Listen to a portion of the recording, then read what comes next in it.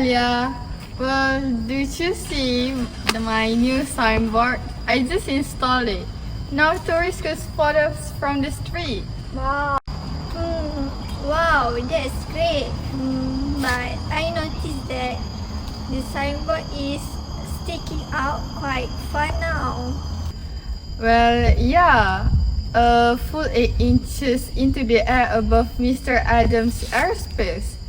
But I hope he don't mind. Plus, it's not like I'm using his land. Rina, I think you should be careful next time. Even it is airspace above property, it has their own legal limits.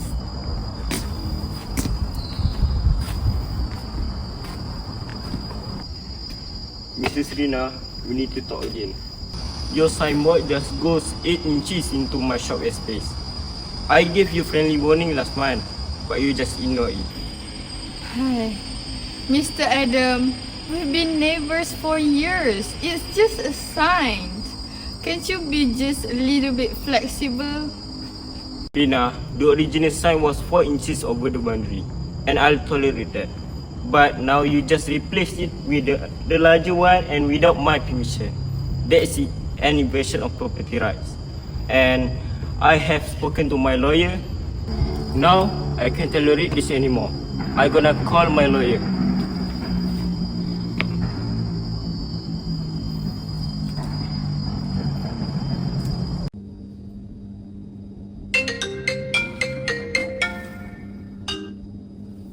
Hello, Mr. Adam. Oh yeah, I'm free right now. Oh, you want to talk about the case? Sure, I'll come.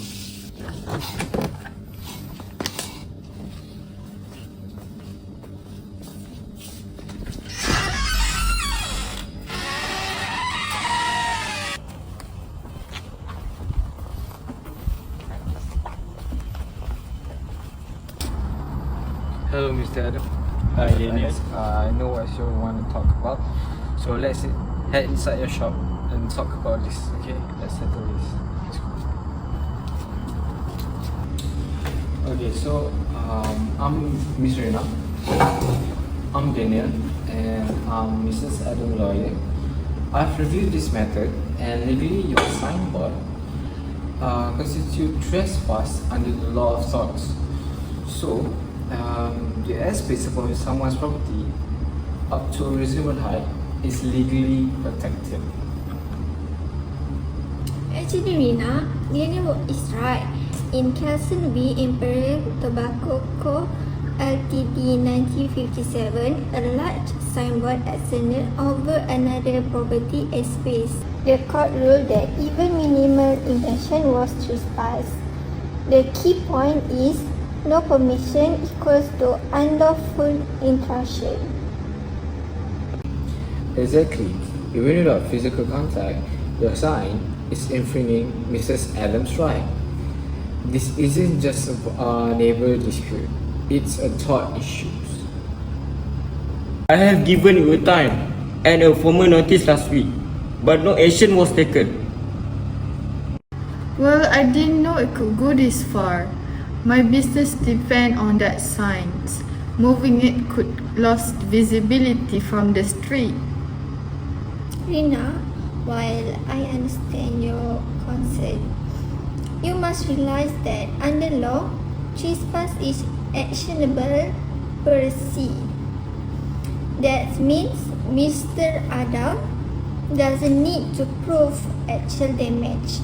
The act of intrusion itself is enough. About this, if this goes to court, we're likely to obtain an objection to forced removal. You could also be liable for legal costs and damages, especially if the court finds your refusal was unreasonable. I really didn't mean to cause harm. I just thought since it's the airspace, it wouldn't matter. We can avoid going to court. Just remove or relocate the sign. So let's settle this peacefully. And you can always redesign it or mount it flush to your wall. That way, it's still visible and no one rights are violated.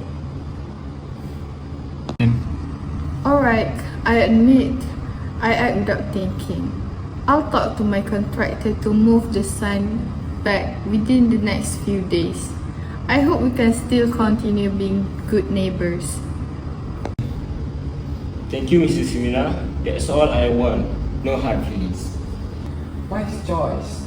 This could have become a costly case, but I'm glad that we settled this through a communication. In tort law, trespass to land includes intrusion into someone's airspace even if there's no physical contact or damage. The law protects property owners against any unauthorized interference, whether from people, signs, or structures. This case shows that respecting boundaries, both physical and legal, is key to avoiding disputes and maintaining harmony between neighbors. Inside of your sock. Saya stop. Pina, the original. Fuck! Thank you for watching. That's all from us. Bye.